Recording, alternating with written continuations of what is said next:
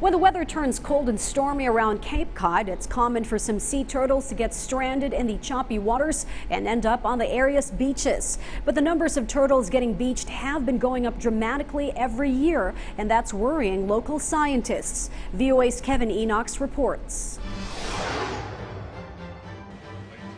This is a critically endangered Kemp's Ridley sea turtle being rehabilitated at the New England Aquarium's Sea Turtle Hospital.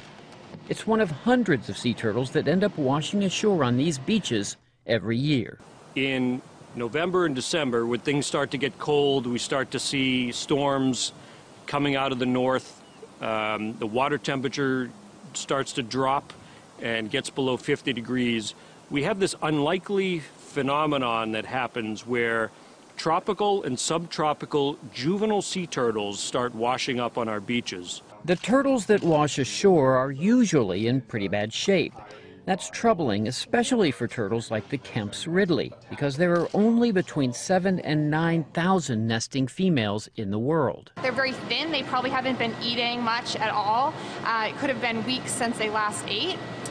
So they're, on top of that, they might have had injuries or wounds. They might have been kind of bashed around from the straining itself.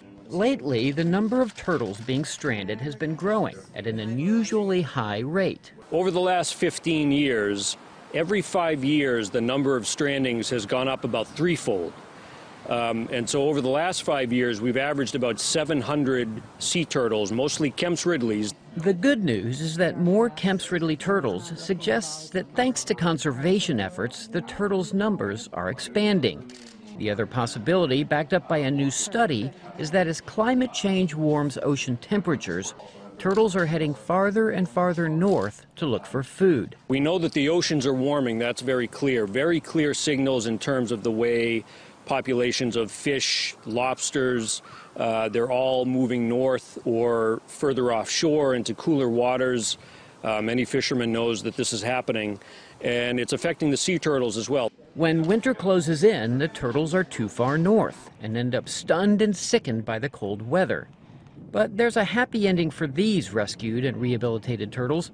They've just finished a long drive from New England down to sunny Florida and are being reintroduced as spring sets in.